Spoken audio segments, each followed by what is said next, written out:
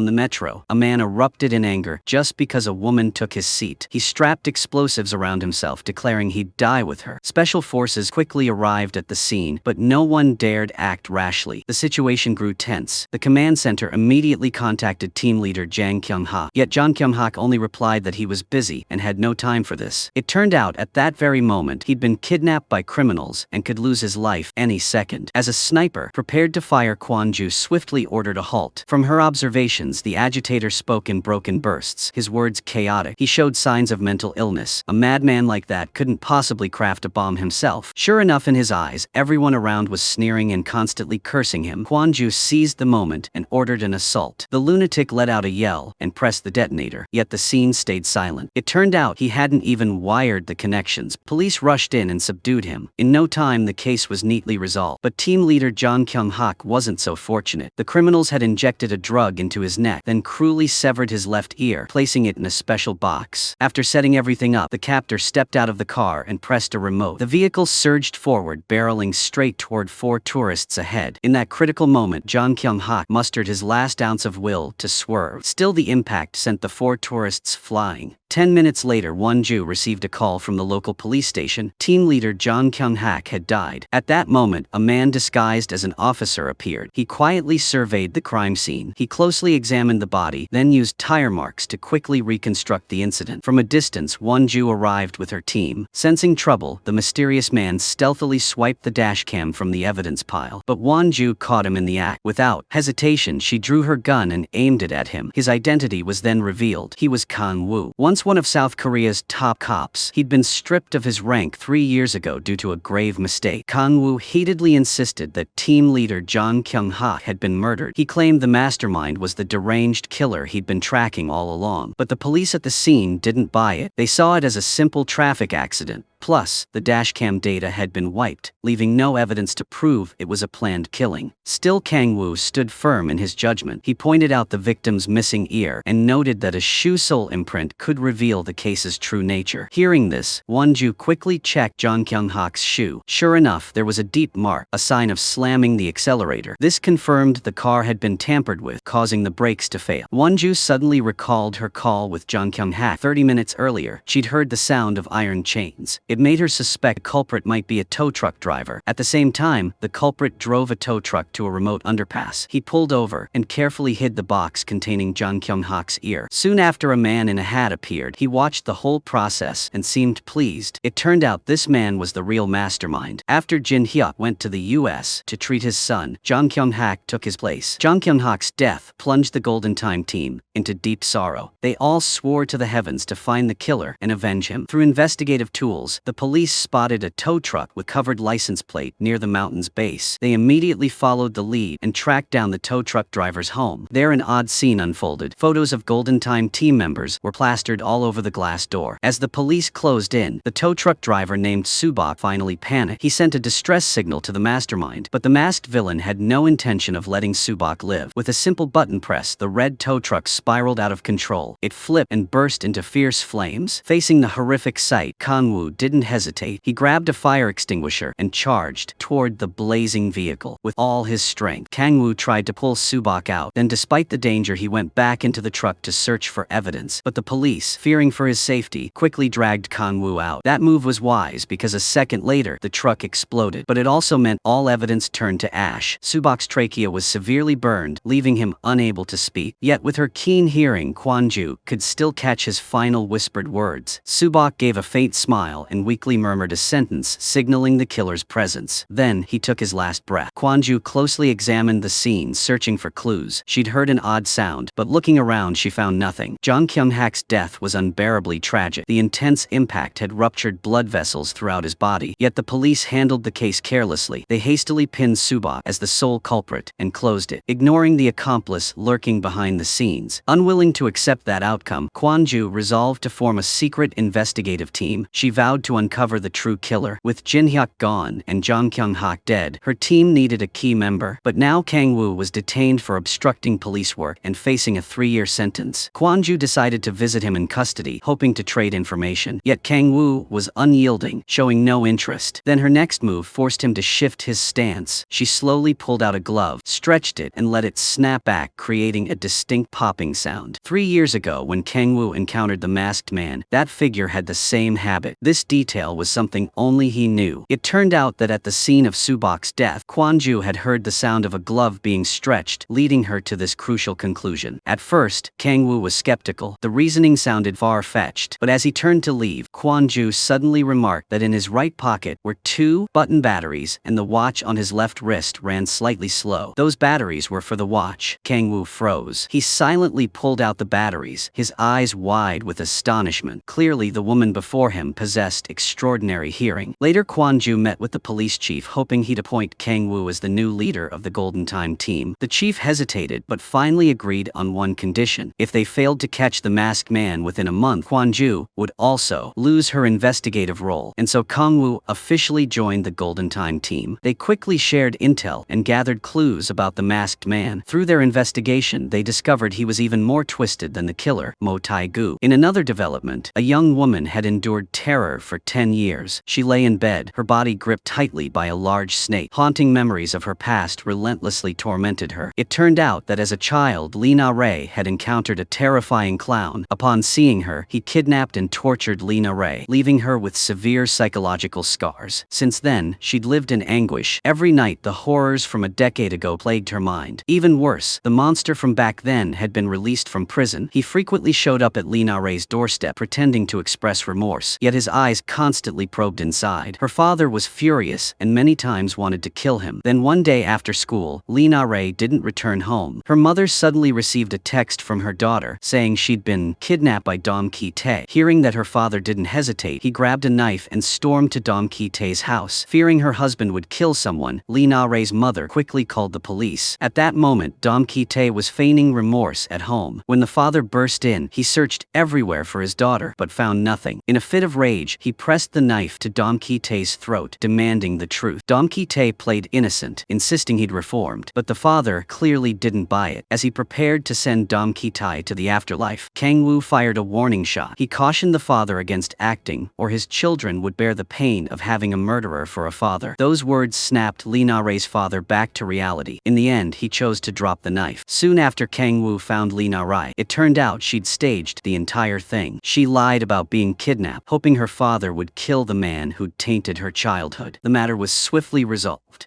But as a female officer tended to Dom Ki-tae's wounds, he suddenly pinched his nose, claiming a sinus issue. At the command center, Kwon-ju instantly sensed something off. Dom Ki-tae's action wasn't due to illness, but because he despised women's scents. What he truly craved were children not yet of age. Kwon-ju's hunch was spot on. As the police left, Dom Ki-tae's gaze unconsciously fixed on a little girl downstairs. At that moment, Lee Na-rae's entire family was at the police station. No one was there to pick up her younger brother, Ji Wook, who'd been out of preschool for a while. As his teacher stepped away to grab an umbrella, Ji Wook hurriedly put his backpack on his head and dashed out into the rain. On his way home, he encountered a stranger and then vanished completely. The police soon received a call from Ji Wook's teacher reporting him missing. Based on the clues, Kwon-ju deduced that Dom Ki-tae's real target after prison wasn't Lee Na-rae, but her little brother, a child too young to grasp danger. Judging the situation as highly urgent, the police mobilized immediately. Centering their search around the preschool, they launched an intense hunt. Driven by a thirst for revenge, Dom Ki-tae might act even more brutally toward Ji Wook. The police had to race against time. Hundreds of officers were deployed, scouring every alley, but still found no trace. Fortunately, a surveillance camera captured footage showing a clown near the area. By then, Dom Ki-tae had disguised Ji Wook, putting a wig and dress on him, and even planning to trim his nails. At the most critical moment, Ji Wook heard police calls. To avoid detection, Dom Ki-tae quickly gagged the boy, knocked him out, and stuffed him in a cabinet. cabinet. Though his consciousness faded, Ji Wook managed to activate the toy watch on his wrist. The sound was faint, but Wonju picked it up through the radio. She amplified it so all officers at the scene could hear. Once the location was pinpointed, Kang Woo kicked the door down. With one swift kick, he sent Dom Kite sprawling. Soon after, the police subdued and arrested him. Finally, Ji Wook's family reunited with tears of joy streaming down their faces. Meanwhile, another bizarre case unfolded. Sang-gu, a 60-year-old man, brought betrothal gifts to meet his first love, but as he opened her door, he recoiled in horror at the sight of a dead dog inside. It didn't stop there. The body of his first love hung right at the entrance. Stunned by the scene, Sang-gu immediately called the police. He speculated she might have long wanted to end her life, sending her dog off first, then taking her own in despair. But before he could finish, Soon-hee, the woman presumed dead, stirred faintly. She signaled she was still alive. By the time police arrived, Sang-gu was so terrified, cold sweat poured down his face non-stop. Soon after, Soon-hee was rushed to the hospital for emergency care. Meanwhile, Kang Woo examined the scene and quickly realized this wasn't straightforward. The freezer was stocked with food, proof no one would prepare so much before doing something drastic. Notably, Soon-hee had been hung on the door with an electrical cord tied in a figure-8 knot, technique typically used by military personnel. This suggested the culprit wasn't an ordinary person. Sure enough, after investigating, the police learned Soon-hee had received 50 million won in insurance compensation for her cancer. This pointed to a motive of murder for money. Based on a neighbor's account, an elderly woman nearby, initially a woman in a red dress, bolted out of the house in panic. Right after a man hurriedly chased her, the command center swiftly checked nearby security cameras. Sure enough, footage showed the man brutally beating the woman. From the gathered data, police identified the one-eyed man as the murderer. The woman in the red dress is likely a key witness. It didn't take long to uncover their identities. What shocked them was that the woman in red was Hee-jin, the wife of Park Jung-ki, a member of the action team. Park Jung-ki couldn't believe his eyes, but when he called her phone, it rang right at the crime scene. By now, Hee-jin was being held captive by the one-eyed man, her life in peril at any moment. According to Park Jung-ki, his wife suddenly mentioned buying a house in Busan last night. Hee-jin said someone named Mia offered to co-buy an apartment with her name on it, splitting the rental profits. Park Jung-ki objected, but Hee-jin saw it as a rare chance for big gains. From these details, Kwon-ju deduced Hee-jin had likely been scammed. Sure enough, Mia and the one-eyed man were accomplices. They'd planned their escape in advance. Meanwhile, the one-eyed man took Hee-jin to a deserted area intending to silence her permanently. Just then, police sirens wailed in the distance, shattering the quiet. Realizing he'd soon be caught, the one-eyed man grew frantic. He kicked Hee-jin hard, shoved her into the trunk, then floored it to flee. Don't underestimate him for having one eye. His driving skills were masterful. If the ropes on Hee-jin loosened and she fell from the trunk, the consequences would be unthinkable. At that critical moment, Kang Woo risked his life leaping onto the rear trunk. The police then coordinated a perfect swerve, blocking the one-eyed man's escape route. Thanks to this, Hee-jin was rescued safely. Though the culprit was caught, everyone was still puzzled over how the case unfolded. Only when Mia was arrested did the police grasp the scam's sophistication. It turned out days earlier, Soon-hee got a call from the hospital claiming her son had been in a traffic accident. Out of caution, she hung up and called her son to verify. But ironically, her son had been getting similar strange calls. Annoyed, he'd turned off his phone, left with no choice. Soon-hee called the number back. The scammer demanded she bring 1 million won quickly for the hospital to authorize surgery. Coincidentally, she had 50 million won from insurance and agreed right away. The caller feigned kindness, warning her that keeping cash at home was unsafe, with thieves growing craftier. If no one was around, she should stash it in the freezer for safety. Trusting the advice, Soon-hee hurriedly cleared out her freezer and stuffed the money inside. Then she rushed out, but halfway there, she remembered she'd left the stove on and turned back. To her shock, as she stepped inside, she caught a strange woman opening her fridge. In her hand was a black plastic bag, the one holding the cash. Realizing she'd been tricked, Soon-hee lunged to snatch it back in anger. But before she could react, another man burst in. Without caring what was happening, he shoved her down, grabbed the cord used to kill the dog, and wrapped it around Soon-hee's neck. Hee-jin happened to be there witnessing it all, bolted from the scene. In truth, Hee-jin was just a victim too. Earlier, she'd met a woman named Mia who proposed they buy a house together. After viewing the house and liking its layout, Mia got a call. The caller said her family needed some items, but she was busy negotiating with the owner. So Mia asked Hee-jin to help by picking up the stuff. At the meeting spot, Hee-jin found the door unlocked. Mia had said the items were in the freezer. Thinking it was just food, Hee-jin opened it without much thought, but it nearly cost her life and unwittingly made her an accomplice to the scammers. After her arrest, Mia confessed she was just following orders from someone else. Above them was a ruthless figure. Disobeying meant dire consequences. This group specialized in scamming the elderly, luring them with free trips, then seizing hefty assets. Hearing this, Kang Woo rushed to the travel agency Mia mentioned. Meanwhile, Mia started her ploy. She feigned shortness of breath, complaining that stress often caused stomach pain. With no choice, the police took her to the bathroom, but half an hour passed and Mia didn't emerge. The female officer grew worried, thinking Mia might be out of toilet paper, and went to check. Unbeknownst to her, Mia was hiding behind the door. She seized the moment and attacked, knocking the officer out with a broom. When the action team returned, they found their colleague down. Based on Sang-goo's account, a nurse had frequently cared for Soon-hee before. She seemed gentle, kind-hearted, and meticulous, trusting her. Soon-hee shared all her secrets. Kwon-ju quickly deduced this nurse was Mia in disguise. Sure enough, the investigation revealed Mia had used the nurse's identity to buy a ticket to flee abroad. Kang Woo raced to the harbor and quickly spotted her. Cornered Mia grabbed a crew member as a hostage to threaten the police, but Kang Woo didn't flinch. He fired instantly. Both Mia and the hostage fell back. Without pause, Kang Woo shot again, aiming at Mia. She panicked, jumped into the water, and cursed loudly. It turned out both shots were blanks. This allowed the police to capture Mia easily without harming the hostage. In the end, Soon-hee received timely care and woke up. Meanwhile, Park Jung-ki and his wife reconciled after all they'd endured. As for Mia, she was sentenced to 7 years in prison for fraud. On social media, a famous figure named David God was performing a wild challenge for viewers. Suddenly, during the livestream, David God encountered a zombie. The cameraman accompanying him was also bitten and nearly died on the spot. In an instant, the emergency center received countless calls from fans. At first, viewers thought it was just a stunt by attention seekers, but the bloody scene in the livestream didn't look staged. Armed police quickly arrived at the filming location. By then, David God was hiding in a corner, trembling. Spotting the police, he saw salvation and hurriedly raised his arms. His arm bore a severe bite. At the scene, police found a red wallet. Through the ID inside, they identified the zombie as Ah Jin. Online records showed she died a month ago from a rabid dog bite, yet her body had mysteriously vanished. Meanwhile, in heavy rain, a girl covered in blood roamed the streets. Passing taxi drivers stopped to ask if she needed help. Unexpectedly, she lunged at a car, nearly biting the driver's neck. Terrified, he called the police but couldn't make a sound. The command center checked scene cameras and confirmed the girl was attacking others. Could zombies really exist? Won-ju couldn't believe it. How could this be possible? Finally, police found the injured cameraman in a cabinet. The man was swiftly loaded into an ambulance. Meanwhile, David God still held the camera, live streaming amid the chaos. Thanks to this, his group shot to the top trends in a flash. But no one suspected it was all a cunning plot. The two had staged everything for attention. First, they tricked a bar girl, promising to make her a social media star. Then, they gave her a strange drug that turned her into something neither human nor ghost. When the timing was right, they started the live stream, pretending to explore an abandoned hospital and accidentally encountering a zombie. In the end, David God's goal of hitting the top trends came true. To celebrate, he went to his friend's bar for a party, but by then the zombie had tracked his scent and was closing in, step by step. Pedestrians scattered to avoid her. A clueless guy, thinking she was in costume, approached to chat, only to get bitten on the hand. Now, the zombie entered the bar. David God froze in fear. He bolted to the bathroom and downed a huge dose of pills to suppress his terror. Returning home, he found the zombie at the end of the hallway, advancing toward him. Panicked, he locked the door tight, gripping a bat. Fear had now completely consumed David God's mind. But right then, a thought struck him. This was a golden chance to boost his followers. Ignoring the danger, David God started live streaming, preparing to fight the zombie. He opened the door, luring her to the rooftop. Along the way, the zombie moved faster and faster. When police arrived, David God was still swinging his bat in thin air. It turned out it was all a hallucination from the drugs. The real zombie had already been rescued by police at the bar, witnessed by hundreds of thousands of fans. With nothing left to hide, David God confessed everything. Now he no longer cared, just awaiting legal punishment. Just because a flight attendant suggested breaking up, her boyfriend floored the gas pedal, ramming straight into her. A year later, the girl hobbled down the street on her crippled leg. Then a woman named Daeji approached. It turned out she too was one of Sean Homan's ex-girlfriends he'd harmed. Daeji was a former preschool teacher, had lost her father to Sean Homan's murderous rage after their breakup. The two women vowed to take revenge on Sean Homan together. At that moment, Sean Homan was assaulting his current girlfriend Yoon-soo. Seizing a chance, Yoon-soo fled. Sean Homan immediately gave chase, but 2 steps in, he suddenly faced his 2 exes waiting to exact their vengeance. They knocked him out and took him to a mountain villa. At first, they planned to use poison for a gentle death. But unexpectedly, Sean Homan snapped awake, grabbing Daeji's hair. Unable to hold back, Gi-sung swung her knife, stabbing Sean Homan's stomach repeatedly. He shoved both women down, then grabbed a knife and plunged it into Daeji's abdomen. Seeing her ally wounded, Gi-sung didn't hesitate. She lunged and drove a fatal stab into Sean Homan's throat. When police arrived, the air reeked of blood. Footprints and bloodstains covered the house. The washing machine was stuffed with crimson soaked clothes. Upstairs, they found Sean Homan still gasping, despite multiple wounds. As the son of a tycoon, Ne Hong-soo was furious. He demanded the culprit be hunted down at all costs. Soon after, police spotted Sean Homan's vehicle moving on the road. Kang Woo and his team swiftly intercepted the car. The driver was a girl with a crippled leg. In the passenger seat, Daeji was wounded and bleeding heavily and had lost consciousness. Meanwhile, Sean Homan was rushed to the hospital for emergency care. The tycoon chairman swore that if his son didn't survive, he'd drag the whole hospital down with him. In the interrogation room, Gi-sung sat silently, not uttering a word. Once a flight attendant with a bright future, she'd lost everything because of Sean Homan. She acted to make him pay. Then Eun-soo spoke up, revealing her identity. She was Sean Homan's current girlfriend. Hearing he still clung to life, Gi-sung was stunned. She didn't care if she became a murderer. Her only wish was to send Sean Homan to hell. As a tycoon's son, he did whatever he pleased. Any mistake could be buried with money. Pushed to their limits, the two girls devised this plan. During the interrogation, Gi-sung spoke deliberately slow, occasionally glancing at her watch. Kang Woo sensed something was off. Clearly she was stalling. From Eun-soo's memory, Sean Homan had a fetish for women in professional attire. He pursued her because she was a cop. Before that, he dated a flight attendant and a teacher, but one was missing. Yes, a nurse. The police stormed the interrogation room to confront her. Unable to hide any longer, Gi-sung finally spilled the full truth. From the start, three women had plotted revenge. 3 years ago, Sean Homan's girlfriend was a nurse. He abused her relentlessly over time. Unable to endure more, she left a suicide note and took her life. To avenge her sister, the older sibling Hee-soon masterminded this plot. A nurse like her late sister, she was the final weapon to end Sean Homan. If he survived, Hee-soon would finish him herself. By now, she'd injected poison into his IV drip. When police burst into the room, he was already dead. On the rooftop, Hee-soon resolved to take her own life by jumping. Fortunately, the rescue team below saved her in time. Seeing her son's body, the tycoon's wife was overcome with anguish. The family swore the three women wouldn't live in peace. None would walk out alive. At the same time, a young man returned home after work. He overheard his neighbors spreading baseless rumors, slandering his family. Pretending not to hear, he stepped into the elevator with her. Inside, she kept spewing venom, non-stop, bad-mouthing him and his mother. The man quietly pressed the emergency stop, then grabbed her hair. He pummeled her face repeatedly. Still unsatisfied, he pulled pliers from a leather pouch and banged them against the elevator walls. The woman panicked, begging for mercy, but he didn't care. He raised the pliers, aimed at her artery, and struck decisively. Blood sprayed across the elevator. Yet when the doors slowly opened, both stepped out unscathed. It turned out it was all in the young man's mind. Back home, he went straight to his mother's room, but the woman on the bed had withered away long ago. He refused to bury her, living with her corpse for 5 years. To mask the stench, he burned heaps of scented candles. He muttered about meeting a rude woman today. Tomorrow, he'd teach her a lesson. Sure enough, the next day the neighbor came over. Recently, she'd wanted to renovate, and he'd offered her the basement. He even helped carry her stuff down, then told her to check out the space first. As she stepped in, he locked the heavy door.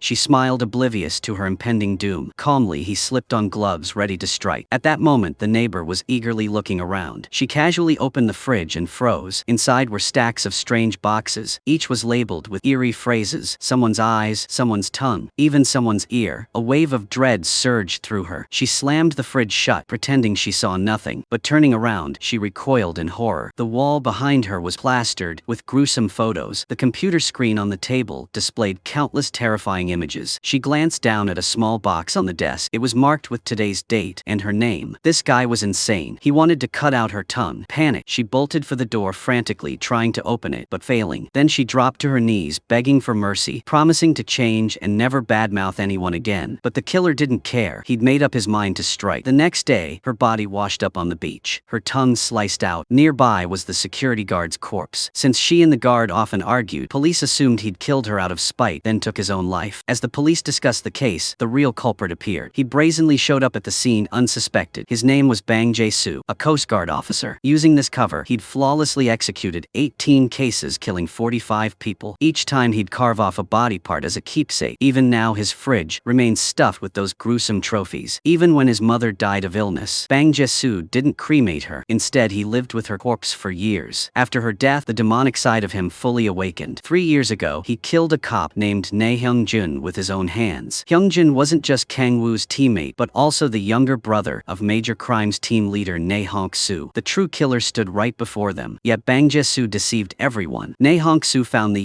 Coast Guard officer vaguely familiar. 15 years ago, he'd handled a child abuse case. The victim shared Bang Je Soo's name. To dig for clues about the beach murder, Ne Hong-soo decided to visit Bang Je Soo's home. When he arrived, the house was steeped in utter silence. A surveillance camera perched in the corner. A faint stench wafted through the air. The locked bedroom door sparked suspicion in Ne Hong-soo. Bang Je Soo brought a cup of coffee, but Ne Hong-soo requested plain water instead. Bang Je Soo said nothing more and fetched a bottle from the fridge. Perhaps driven by intense thirst, Ne Hong-soo downed half of it instantly. Seeing him finish, Bang Je Soo dropped all pretense. He mentioned a case from 3 years ago when a police officer had died on a fishing boat. That officer was none other than Ne Hong-soo's younger brother. At that, Ne Hong-soo's anger flared, moved to stand and teach this punk a lesson. But then he realized he couldn't even stay upright. Bang Je Soo sat down slowly, his face eerily calm. It turned out the water contained an Amazon spider capable of secreting a toxin that suffocates its victim. Coldly, he poured the remaining water over Ne Hong-soo's head. In moments, Ne Hong-soo lost all ability to resist slipping into a coma. Both he and Kang Woo from the Golden Time team vanished at the same time. That night, the command center received a distress call. At the scene, police found a large pool of blood and Ne Hong-soo's ID badge on a fishing boat. Surveillance footage pegged Kang Woo as the suspect. The tragic death of Ne Hong-soo's brother might have been the trigger sparking conflict between him and Kang Woo. Ne Hong-soo always believed Kang Woo killed his sibling. If Kang Woo had now murdered Ne Hong-soo, it would mean he was the serial killer from 3 years ago. Just like that, Kang Woo became a wanted man. The police team split into 2 factions, all ensnared in Bang Je Soo's trap. The entire station plunged into a whirlpool of mutual suspicion. Elsewhere, 2 kids played hide-and-seek. Half a day passed, and the boy still couldn't find the girl. He only found a pair of blood-stained shoes in his house. In the distance, his father coldly buried the girl's body, his face smeared with blood. In that moment, the boy grasped the truth. The father, who always seemed gentle, was a killer. Police later found the girl's body. The murder weapons were pliers and scissors. Her hands were placed in a pretty box. Arrested, the man's eyes brimmed with twisted joy. The boy, as the killer's son, was deemed an accomplice. Furious neighbors burned their house and drove the mother and son out. Though they survived, the victim's family often brutally beat them. Still, the mother kept urging her son to be a good person, not to lose faith in the world or harbor resentment toward anyone. 20 years later, that boy graduated from the police academy. He was Kang Woo. Yet the childhood trauma never faded. To manage his anxiety, he took heaps of pills daily. But instead of easing his pain, the drugs caused severe memory loss. Whenever violence flared, he'd act out in extremes just like his father. The difference was he'd later recall nothing of it. Kang Woo knew he'd inherited his father's twisted genes. He too craved killing until Ne Hyung-jun, a colleague, stepped in. Only then did Kang Woo's mental state start to improve. But on a stormy night, Ne Hyung-jun was suddenly murdered. The killer's method mirrored his father's. From that moment, Kang Woo plummeted into a pit of despair. The case back then happened in Japan, known to only a few. But now someone has replicated that exact method. It made Kang Woo doubt himself. Could he have killed his colleague? His memory lapses struck again. When he opened his eyes, a blood-stained weapon lay on the ground. Beside it was the victim's ID badge. A sharp pain stabbed his gut. A deep wound marked his flesh. It seemed the killer didn't want him dead, just framed for murder. Now Kang Woo was a citywide fugitive. After countless hardships, he finally reached Kwon-ju, hoping she wouldn't be deceived like the rest. But unexpectedly, even Kwon-ju, who always saw black and white clearly, no longer trusted him. Everything shifted when police found a camera in Kang Woo's house. The footage showed a figure in black, smearing blood across the bedroom, deliberately staging a fake scene to frame him. Only then was Kang Woo cleared. Yet just as his name was restored, the major crimes unit cornered him on the rooftop. Facing them alone, no one took his side. He couldn't defend himself. At the critical moment, Kwon-ju appeared. She pulled out a notebook, scribbling lines. The killer had hacked the police network. Every conversation among team members was now being intercepted. Down below, Bang Je Soo watched silently, reveling as the police sank into despair. Trust within the team had utterly crumbled. Even with Kwon Kwon Ju presenting evidence. Calming the police was near impossible. As tensions escalated, Kang Woo swiftly grabbed her, using her as a hostage. He insisted that throughout the manhunt, a mysterious figure had shadowed him. That meant the real killer was lurking nearby. With no other options, Kwon Ju had to use her ability to pinpoint the culprit in the crowd. It was their only shot at turning the tide. Meanwhile, the police tech unit finally breached killer's system. The truth was about to surface on his computer. Alerted to the cyber attack, Bang Je Soo lost his cool. He hurriedly slipped on gloves, ready to eliminate the tech staff. That very act of stretching the gloves made faint snaps, catching Kwon Ju's attention instantly. The popping sounds came from below. She and Kang Woo whipped around, their eyes locking downward. At last, the murderer was exposed. But right then, two masked figures burst into the tech room. Their identities concealed, they moved swiftly and ruthlessly. First, they smashed every computer, snuffing out the police's last hope of gathering evidence. Then they coldly called the police, before hacking off 5 of the technician's fingers as a warning. By the time officers rushed in, they found only the technician clutching his bloodied hand in despair. The police had breached the killer's computer, but he'd traced their ID back to the location. In the hospital room, a doctor urgently announced surgery was needed within 6 hours or it'd be too late to save him. Based on intel, the police swiftly tracked one of the 2 assailants. Unexpectedly, when cornered, the woman severed a gas line, vowing to die with the cops. Susie, a radical with a deep hatred for police, had been exploited by Bang Je Soo. Rather than surrender, she chose death. Meanwhile, her accomplice was even more savage. Over a petty argument with an elevator repairman, he waited until the man entered the bathroom, then bludgeoned him to death with a hammer. Though both culprits were caught, the mastermind pulling the strings remained hidden. Kwon Ju and Kang Woo had glimpsed his true face, but when they raced downstairs, the killer had vanished without a trace. After sifting through leads, Kwon Ju finally pinned down the suspect's identity, but when they reached his place, the house stood empty. Police teamed up to break through a wall and somehow found Ne Hong Soo inside. Though he'd lost a ton of blood, Ne Hong Soo was miraculously alive. For a full day, hundreds of cops scoured everywhere, yet Bang Je Soo's whereabouts eluded them. Just as despair gripped the police, he brazenly appeared at the station's doorstep, holding the technician's severed fingers. A swarm of officers surrounded him. As for the technician, he was finally rescued. Even caught, Bang Je Soo maintained a chilling calm. At that moment, Kang Woo had one burning question. How could Bang Je Soo replicate his father's killing method so precisely? Bang Je Soo locked eyes with him, his voice dripping with mockery. He claimed they were both freaks. Why should one freak trouble another? He went on, each word piercing Kang Woo's mind, aiming to awaken Kang Woo's true self, to turn him into a serial killer, surpassing even Mo Tae-gu. The taunts enraged Kang Woo. He wanted to lunge and end Bang Je Soo right there. But just then, an officer burst in, announcing an order to transfer the prisoner. Kwon Ju received classified police files and quickly uncovered Bang Je Soo's real identity. He'd been a special forces soldier, skilled in every martial art. Alone, he could take on a dozen men with ease. Sure enough, during the escort, Bang Je Soo seized his chance. Mid-route, he suddenly asked to use the bathroom. To stop him from fleeing, police cuffed him to a nearby railing. No one suspected a pair of scissors had been stashed in the restroom beforehand. As an officer opened the door while his partner's guard was down, the cop secretly uncuffed Bang Je Soo. That officer was his accomplice. The moment another cop turned away, the accomplice struck, killing his decade-long partner. Swiftly, Bang Je Soo nodded in approval at the traitor, then took the scissors and coldly finished him off too. With a few precise moves, he took down every guarding officer. By the time backup arrived, 5 lay dead. The major crimes team nearly wiped out. Kang Woo gave chase and shot Bang Je Soo in the arm, but he still managed to slip away. Under the relentless pursuit of an entire police battalion, Bang Je Soo remained a phantom, flickering in and out before vanishing from the scene. For 5 years, he'd refused to bury his mother. He lit countless scented candles to mask the stench of her decaying body. In life, her greatest wish was to be by the sea. To fulfill it, he brought her corpse to a seaside villa. But unluckily for him, while he stepped out for a walk, 2 officers broke into his place. They not only found his mother's body, but cremated it on the spot. Seeing this, Bang Je Soo's rage erupted. A fire of vengeance blazed in him, and he swore revenge. Armed with explosives, he stormed a welfare institute, ready to blow it all sky high. Police received the distress call and geared up, rushing to the scene. With seamless coordination, they soon subdued the suspect, but unmasking him revealed only a manipulated madman. The real culprit watched silently from afar. As police evacuated everyone, Kang Woo got a call from Bang Je Soo. His voice dripped with defiance. He claimed 3 bombs were planted at the site. Bang Je Soo demanded Kang Woo face him alone in a duel. If not, one press of a button would blow everything apart. Knowing it might be a trap, Kang Woo still chose to confront him. Meanwhile, Meanwhile, the police swiftly located the 3 rigged bombs. At that moment, Kang Woo reached the basement warehouse ready to face Bang Je Soo. The battle was evenly matched. One was a seasoned special forces operative, while the other was a veteran detective, skilled in hunting criminals. As the police prepared to pull back, Kwon Ju suddenly heard a child's cry. She traced the sound weaving through corners deeper into the basement, but arriving she realized it was just a recording from afar. Bang Je Soo smirked. He knew her superpower was her acute hearing. This time he'd turned that strength into a fatal flaw. He didn't just want her dead, he wanted her killed by her own gift. Sure enough, as Kwon Ju picked up the recorder, she saw the truth. It was a bomb ticking down. The instant Kwon Ju grasped the gravity of the situation, the bomb detonated with a deafening blast. Smoke and dust choked the air. Kang Woo plunged into despair. Everyone felt a grim foreboding. Still, Bang Je Soo was finally caught, but he wasn't the sole puppet master. A far deadlier criminal syndicate lurked in the shadows, committing atrocities. Their target this time wasn't Kwon Ju, but awakening the dormant beast within Kang Woo. As for Kwon Ju, did she die? No, she survived, though her hearing was gravely impaired. Meanwhile, the true orchestrator began to surface. What awaited Kang Woo and Kwon Ju wasn't just a typical showdown, but a merciless trial unlike any before. In another place within a dark room, a girl hung suspended midair, pierced by 32 steel wires through her body. Blood dripped from her wounds, the excruciating pain making her tremble non-stop. Nearby, a masked man stood silently humming a strange tune. His eyes gleamed with cold brutality. The woman pleaded for mercy in agony, but the masked figure only smirked unmoved. He spoke slowly, as if issuing a cruel challenge. The killer demanded she solve a riddle, answer correctly, and she might live. The question echoed in the deathly still space. He asked if she knew the smell of fear. Despite her terror, she tried to stay calm, replying weakly. She didn't know. The riddle had no answer to begin with. Instantly, the masked man cranked up the music and triggered a mechanism. Behind her, as gears turned, a piercing screech filled the quiet space. The girl's body was stretched to its breaking point, every muscle and vein snapping apart. In moments, she was torn into 100 pieces. The next morning, a staff member guided visitors into a museum. Stepping inside, they recoiled in horror at a human head rolling on the floor. Scattered around were severed body parts, blood soaking the cold ground. Even more chilling, the killer had named this artwork Flower of the Heavens. At first, the pair thought it was abstract art, but drawing closer, they realized it was a real corpse. Overwhelmed with terror, they fled the scene. Police arrived swiftly after the report. The victim was identified as Keiko, a renowned Japanese artist. Notably, beside the body, police found an ID badge belonging to a Korean. The name on it was none other than Golden Time team leader Kang Woo. The officer in charge, Geo, immediately ordered his team to contact the South Korean embassy, mobilizing all resources to apprehend prime suspect Kang Woo. It turned out a year ago during a mission, Kang Woo and Kwon Ju had discovered a timed bomb, but before they could disarm it, Bang Je Soo, the mastermind, detonated it remotely. The horrific blast threw Kwon Ju far. Though she survived, her internal organs and right leg suffered severe damage. Her greatest pride, her hearing, was heavily impacted too, leaving her with frequent temporary deafness.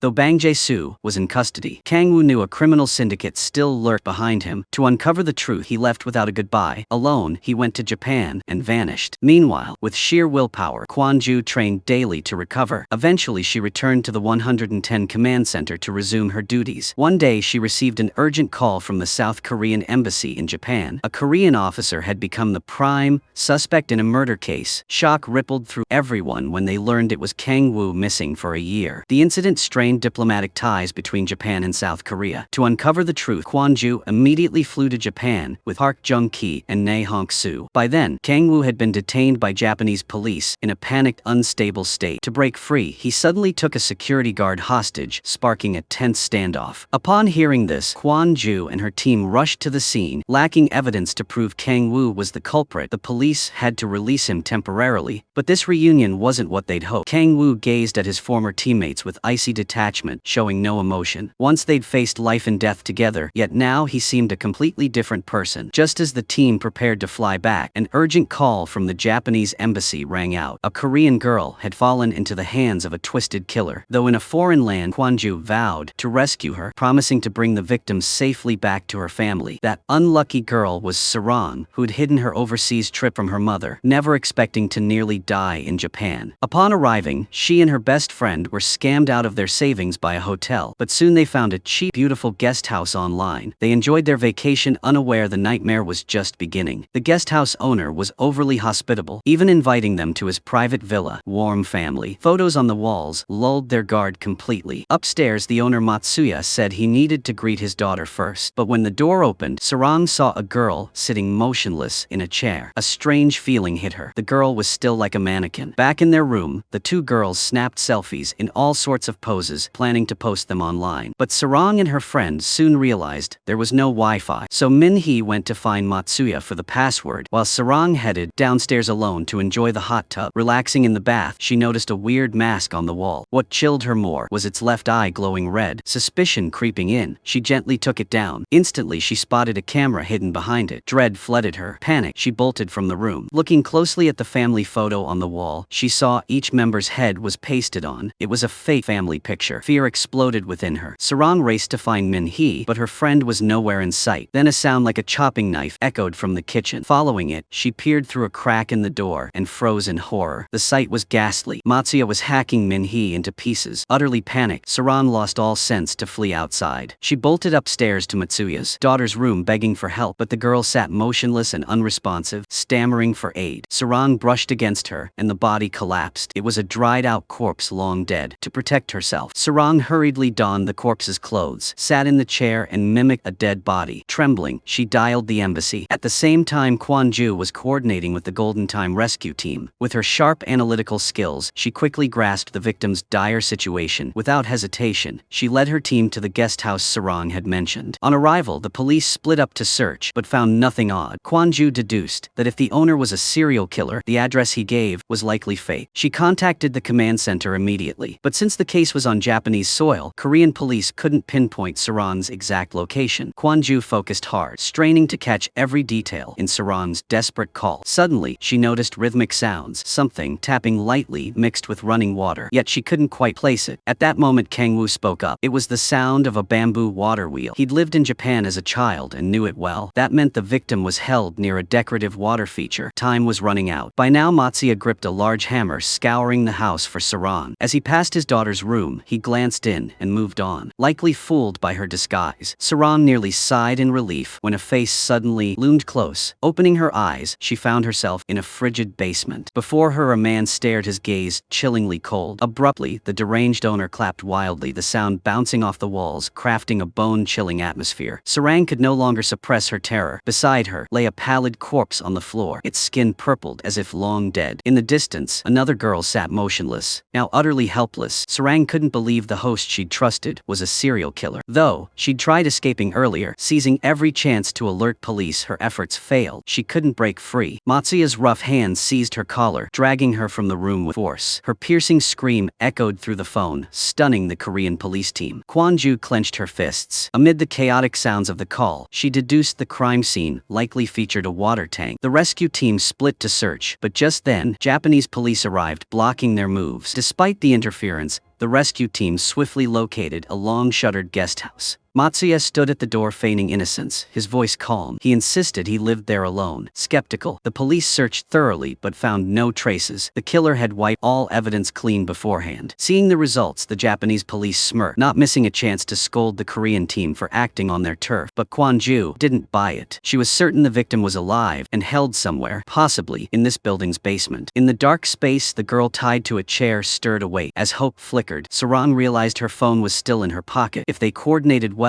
there might be a chance to survive. Soon after, Kwon-ju received another desperate call. Serang's trembling voice came through. Kwon-ju picked up rapid breathing, the chill of a hard floor, and an eerie stillness. From how the sounds echoed, she judged Serang was trapped in a tight, sealed space, bound hand and foot. Serang despaired as the killer returned to the basement. Matsuya had set up a filming rig, ready to record a brutal murder. But as he approached, he caught Serang talking to police on her phone. He snatched it away and spoke in a low, raspy voice. face, confirming to Kwon Ju that the guesthouse owner was the murderer. At that moment, Matsuya gripped the hammer tightly, his icy gaze fixed on Serang. Without hesitation, he prepared a fatal blow. Suddenly, the girl tied to the chair lunged forward, trying to save Serang, but her act only earned her a gruesome death. Receiving the urgent signal, the rescue team sprang into action, splitting up. Kwon Ju closed her eyes, focusing hard. She recalled the sound of Serang being dragged, 7 distinct thuds, then silence. She guessed the basement entrance might be at the Thay staircase landing. Just as she moved to alert her team, a pair of hands shot out from the landing, seizing her. Before she could resist, Kwon Ju was yanked downward. The killer stomped hard, sending her tumbling down the stairs. The fall reopened old wounds, leaving her utterly defenseless. Meanwhile, her teammates found a phone on the stairs next to a half-open door. Without hesitation, Kang Woo charged in, knocking the killer down. Using the hammer, the murderer slipped away. Familiar with the terrain, he bolted into the forest behind the guest house. But Kang Woo wouldn't let him escape. He pursued relentlessly, pounding the man's face, each blow laced with his fury. In a rage, he pressed Matsuya, demanding the mastermind's identity. Surveying the basement's layout, Kang Woo realized culprit was a notorious abuse blogger from the dark web. It seemed tied to his father somehow. When questioned, Matsuya didn't answer, instead cackling maniacally. The taunting ignited Kang Woo's rage. Further, he ripped off his shirt and tied Matsuya to a tree, then grabbed a rock, smashing it into the killer's shin. The agony broke Matsuya, forcing him to confess the dark web leader had flown to Korea to settle some matters. Teammates intervened, sparing Matsuya's life. Of the 4 victims, only Serang survived. Meanwhile, a young man dangled from the 5th floor, his life hanging in the balance. Below, a crowd gawked, both terrified and curious, fearing he'd fall, yet unwilling to miss the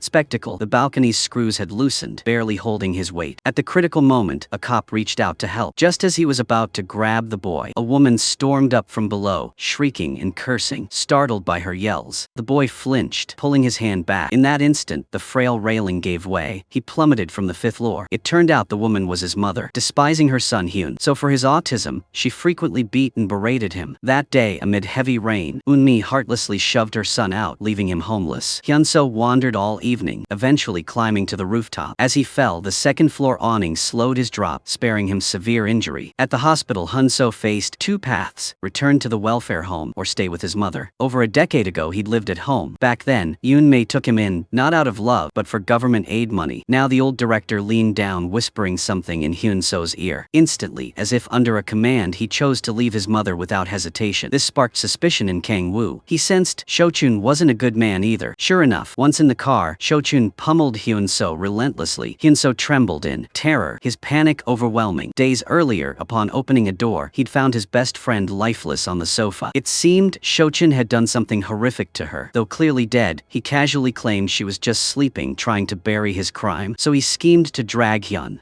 back intent on silencing him for good. During the investigation, Kwon Ju dug into the welfare home's records, spotting anomalies. Every so often, there were entries of children dying. Over 4 years, more than 30 deaths were logged, mostly girls aged 10 to 15. The cause was always listed as illness, backed by full documentation, so the police never pinned the welfare home. Sensing something off, Detective Park Jung-ki brought his team to investigate, but arriving, they found the grounds deserted. All the kids hid in a storage room, showing extreme wariness toward the police. It seemed the director had brainwashed them, stripping trust in outsiders. Soon after, police uncovered a hidden basement in a corner. Called a basement, it was more like an execution ground. Bloodstains splattered the walls, while pet medications littered the room. It turned out Shochun had dosed the kids with pet drugs to fake illness-related deaths. This let him pocket government aid while indulging his depravity before killing. Now he was dealing with the last witness. With a nurse's help, Hyunseo quickly lost consciousness. Shochun then stuffed him in a fridge, planning to grab the cash and flee. During the probe, Kwon Ju stumbled on a video hinting at shady ties between the welfare home and a pet hospital. Digging deeper, she saw no official link yet. Frequent money transfers stood out. Kang Woo promptly led the team to the pet hospital. Soon they found a hidden door. Inside, Shochun resisted stubbornly, but in moments the police overpowered him. They pulled Hyunseo from the fridge. Luckily, he still showed signs of life, though he clutched a hand tightly. Checking closer, they found the girl beside him had no pulse. For a while, seeing his friend's body, so was struck numb with grief. Driven by vile desires, these monsters would do anything, heedless of morals or conscience, committing atrocities. Even now, Shochun remained defiant. He boasted that soon money would free him and he'd resume his deeds. Another story unfolded. On her first visit to her husband's home, Tina stepped in eagerly, only to be stunned. She'd been deceived. The lavish villa her husband husband bragged about was just a squat, humble house. Worse, her father-in-law leered at her. Still adhering to the custom of following her husband, she diligently cared for the family. She handled everything: cleaning, cooking, even pickling kimchi. Soon Tina and her husband had a child. But tragedy struck. One day while her husband was away, her father-in-law assaulted her. More horrifically, her husband didn't blame his father. He callously sold their own child to strangers. Seeing the adoption consent form, Tina's heart shattered. To reclaim her son, she joined an adoption support group, even marrying a cop for insider info. That day, Tina attended the organization's meetup, only to stumble into a bizarre incident. A masked figure splashed a bucket of water on the floor, then kicked over more, making it slick. Not stopping there, they set off smoke bombs and fired darts at those present. With the floor slippery, people toppled over. Soon the group's members were all down. A victim called the police. By the time they arrived, the scene resembled a chaotic exorcism. Among the injured, Chan Jung had a dart lodged in her neck, her life hanging by a thread. The culprit stole a motorcycle and sped off at breakneck pace. It took the police serious effort to apprehend her. Under questioning, the suspect claimed she was Ratu, an Indonesian exchange student. It turned out Chan Jung had promised Ratu a stable, well-paying job. But during a chat, Ratu was drugged. Waking up, she found she'd not only been assaulted, but was 8 months pregnant. From a torn cloth on the wall, she realized this was a surrogacy mill. The blonde, blue, trank-eyed girl she'd met was an accomplice. Right after giving birth, Ratu sought escape. Dragging her frail body to the police station, she reported it. But the Korean officers acted arrogant and indifferent, showing no care for foreign immigrants. Left with no choice, Ratu opted for traditional Indonesian revenge to punish the wicked Chan Jung. At the same time, Tina was scouring the scene for something when her husband rushed over. Caught off guard, she fumbled for an explanation. Just then, the precinct chief relayed through her earpiece that Tina was an accomplice in the crime ring. To escape, she didn't hesitate, slamming a hard blow to her husband's head before leaping into a car to flee. Wangju couldn't fathom why his wife would do this, but Tina had no real choice. Her child was in Chan Jung's clutches, and to see him, she had to obey the organization. Meanwhile, police uncovered a key clue. Through an abandoned account at the scene, they realized these surrogacy mills served tycoons, celebrities, and politicians. The aim wasn't just heirs for inheritance, but also surrogates for stars unwilling to bear children themselves. Appalled by the ruthless inhumanity, police swiftly pinpointed the group's main headquarters. Inside was a squalid, filthy breeding factory. As police entered, they found numerous pregnant women locked up, all wearing looks of despair. By then, Tina had abducted one, her heart brimming with rage. She didn't just despise Korea, she loathed Chan Jung to her core. Wangju set down his gun and radio, speaking softly, urging his wife to surrender and confess. At that moment, a voice crackled through the comms. Kwonju revealed a shattering truth. Tina's child had died long ago. The organization had deceived her to exploit her. Hearing this, Tina collapsed entirely. She and others involved were arrested. After Chan Jung returned to the agency, she pinned all blame on Tina while walking free herself. In another scene, a drunk driver, Jin Sik, crashed into someone, then dragged the victim for a kilometer. Not stopping there, he assaulted the victim's family, leaving them gravely injured. Bystanders rushed to intervene, but Jin Sik turned his rage on an old man. First, he forced the man to stop his car, then smashed its headlights. Next, he climbed onto the roof, pounding the windshield with a stick. The old man inside couldn't withstand the shock and died on the spot from a heart attack relapse. Yet Jin Sik showed no remorse, casually heading to a nightclub to party as if nothing happened. Upon receiving the report, police stormed the club to arrest him, but Jin Sik's bouncers quickly blocked their entry. Seeing the police wouldn't back off, the bouncers summoned the media, spreading smear stories to tarnish them. In under a minute, negative headlines flooded online, piling pressure on the precinct. Though the chief ordered a stand down, the investigation team ignored it, barging into Jin Sik's VIP room. Inside, booze and smoke thickened the air, everyone dazed. Jin Sik stood on a table, arrogantly taunting the cops. When questioned, he showed no fear, instead hurling a liquor bottle at them. They swiftly subdued and arrested him, but he smirked, dropping a threat to call his dad, who'd get every officer there fired. On the way to be escorted, Jin Sik suddenly said he needed the bathroom. The police cautiously uncuffed him. Once inside, he called his father a powerful tycoon. Then Jin Sik sat down, snorting another hit of drugs. Likely overdosing, he began convulsing, his body spiraling out of control. Just then, a shadowy figure emerged, approaching him. Too weak to resist, Jin Sik had a cloth stuffed in his mouth by the stranger. Only when he slipped into a coma did the figure stop. When police burst into the bathroom, both Jin Sik and the mystery person had vanished without a trace. They found a hidden door behind the restroom, leading to the parking lot, a VIP escape route. This secret exit was built for emergencies when the wealthy needed to flee. Hearing his son had vanished, Bin Soo flew into into a rage. He ordered all police to drop everything and focus on finding Jin Sik. But before he could finish, an old man appeared pushing a large crate into the room. Tension spiked as he opened it, revealing a bound hostage inside. With a gleaming knife pressed to the captive's throat, his low, resolute voice rang out. This was Do Shin, a father who'd lost his son to a crash caused by Bin Soo. A year ago, his son, promising young pilot, died shielding his father from the collision. Back then, Bin Soo's car was driven drunk. That accident didn't just steal the young man's life, it left Do Shin with a wound that's never healed. What fueled his rage was the injustice he endured. As a tycoon, Bin Soo not only dodged punishment, but hired lawyers to flip the narrative, blaming the pedestrian for not watching the road. So his son's death was swept aside, the case closing with no compensation or justice. Now Do Shin pulled out a familiar ring and tossed it to the floor, his gaze locked on Bin Soo's paling face. He knew the hostage in the crate was Jin Sik. As the situation grew dire, police swiftly surrounded the room, but Do Shin gripped the knife tighter, resolute in not backing down. A year of pent-up emotion drove Do Shin past caring about consequences. If his son had to die today, Bin Soo would pay. But Bin Soo didn't flinch at the threat. Instead of fear, he coldly declared that if his son was harmed, every cop present would suffer. His arrogance only inflamed Do Shin more. Sensing the escalating danger, Bin Soo ordered the police to shoot. But at that moment, Kang Woo dropped his gun. Calmly, he approached Do Shin and slowly handed over his own weapon. Kang Woo didn't try to stop or persuade. He offered a deal. Instead of the knife, the old man should use his gun. It'd end the hostage faster. Seeing this, Bin Soo's bravado crumbled. He fell to his knees, voice trembling, begging for mercy. He confessed to killing Do Shin's son. But Bin Soo's groveling wasn't remorse. It was a bid to buy his way out. He offered compensation in any amount to end it all. Yet no apology could soothe Do Shin's anguish. Suddenly he pressed the knife to his own throat, eyes brimming with despair, his final wish fulfilled. He only wanted to join his son. As the blade neared his flesh, police rushed in, wresting the weapon away. Amid the chaos, Bin Soo shakily opened the crate, but inside wasn't his son, just a driver. Do Shin rose calmly, a bitter smile crossing his face. He'd meant to spare Bin Soo's son a chance at life, but Jin Sik had doomed himself. While being transported after overdosing on drugs, he'd suffered anaphylactic shock beyond saving. Bin Soo bolted from the room, racing to a car in the lot. Opening the trunk, he found his son's body long and cold. It was over. Elsewhere, another tragedy unfolded. Semi had secretly hidden a cosmetic surgery from her family, but the procedure turned disastrous. During the operation, Dr. Jambi accidentally nicked an artery, blood gushing uncontrollably. In moments, Semi took her last breath. Panicked, Jambi reached for the emergency line, but his gaze fell on a nearby trash bin. A dark idea sparked. He chose not to report it, instead erasing all traces. He gathered Semi's belongings, claiming she'd regretted it, and left. But secrets don't stay buried. When Shin-hye entered the operating room, she bent down, spotting Semi's wallet left behind. Greed took over and she pocketed it, unaware that outside Semi's boyfriend Dong-go waited anxiously. When Semi didn't emerge, Dong-go called Shin-hye. She coolly claimed Semi left 2 hours ago. But that didn't ease him. He knew Semi wouldn't ditch him without reason. Dong-go stormed into the clinic, grabbing Jeonbi by the collar, demanding answers about her disappearance. Seeing this, Shin-hye hurriedly dialed the police. Records showed Dong-go had a rap sheet. He'd just been released from prison that morning. Soon, police burst into the clinic. Dong-go was holding a scalpel to Jeonbi's throat, eyes blazing with fury. To calm him, they showed him a phone claiming surveillance caught Semi leaving safely. Trusting it, Dong-go glanced at the screen and was instantly tackled by police. As the team prepared to pull out, Kang Woo spotted blood on the floor. A crowd gathered fast. He yanked open a cabinet but found only spilled blood bags. Jeonbi calmly explained he kept reserves for emergencies to ensure patient safety. However, suspicions lingered. To deflect, Jeonbi spun a tale, claiming he'd seen bruises all over, hinting at abuse possibly from Dong-go. Facing these accusations, Dong-go couldn't refute them and was hauled off by police. Eager to shoo the police away, Jeonbi feigned busyness, citing an urgent surgery ahead. Yet his eerily calm demeanor sparked Kang Woo's doubts. Meanwhile, the command center found no trace of Semi. The police pressed on, shifting focus to Nurse Shin-hye. Searching her room, they caught her hiding Semi's wallet. Cornered, she spilled the truth. She said Dr. Jeonbi was in a foul mood that day, even kicking her out before the surgery. Shin-hye only stumbled upon Semi's wallet, claiming ignorance of what happened. At the same time, Kang Woo meticulously inspected the operating room, spotting something off. The blood type in the bags didn't match Semi's. This deepened everyone's unease. By then, Jeonbi had vanished. Police scoured the building, but Semi was nowhere to be found. As the case hit a wall, the command center suddenly sent crucial news. Records showed Jeonbi had a gambling addiction and was partying in the US. Last last year, while also performing surgeries domestically. One person couldn't be in two places at once, meaning one, Jeonbi was an imposter. Detective Park Jung-ki studied the portraits, spotting a difference. They looked alike, but their vibes were poles apart. The team traced the medical tools used, unearthing another key clue. 8 years ago, Jun was just a medical equipment salesman. Back then, Dr. Jeonbi saw his potential and recruited him. With deft skills, Jun quickly won clients' trust and praise. Lacking a medical license, Jun couldn't openly perform surgeries. All fame and profit went to Jeonbi. Feeling cheated, Jun hatched a bold plan. He underwent surgery to mirror Jeonbi's appearance, then posed as the doctor working everywhere. Meanwhile, the real Jeonbi sank into gambling, growing reliant on Jun's handouts. That's how Shinhei spotted their weaknesses. During a fierce dispute, Jun killed Jeonbi, fully assuming his identity. The next day, Jun got a strange text from Jeonbi's number demanding 5 million. It threw his mind into chaos, leading to a fatal slip during surgery. Still, through relentless effort, police found Semi in a dumpster. She'd been resilient, surviving despite massive blood loss. Jun, the heinous culprit, was arrested. Nurse Shinhei too faced legal reckoning. Back to the earlier case in Japan. Famed artist Keiko was brutally slain. Steel wires pierced her body, which was carved into 32 pieces, reassembled into an artwork dubbed Flower of the Heavens. What shook the public was the killer's identity, none other than her husband, Masha. After the murder, he severed a part of her corpse, mummified it, ground it down, and baked it. In a grotesque scene, Masha gazed at Keiko's photo beside him, devouring the remains ravenously. Makiho, Keiko's father, was a notorious Yakuza boss. For a long time, the poor old man had no clue his daughter was deceived and savagely killed. Only when assistant Nami sorted through Keiko's belongings did she uncover a suspicious detail. A hidden camera mark marred the painting at the crime scene. Uneasy, Nami examined it closer, then hurriedly called Masha. The video captured a horrific act. 3 men, including a blonde named Koichi, whose face was clear, assaulted Keiko. Masha stayed calm on the call. He warned Nami not to alert police, insisting she bring the video to him after hanging up. Nami kept sifting through leftovers, finding a special message Keiko left behind the painting. If she died unjustly, call this person. The number below was Police Captain Kang Woo's. Unwilling to tolerate his accomplice's slip, Masha decided to punish Koichi. He handed the blonde a vial of poison, his gaze icy and unwavering. Koichi used to obeying and didn't hesitate, downing it instantly. Seconds later, Koichi's body convulsed violently, foam spilling from his mouth before he collapsed dead on May. The spot. Not done, Masha bent over the corpse, biting off a tattoo to sever ties between a traitor and the group. The next day, police found a body in a warehouse. Investigation revealed it was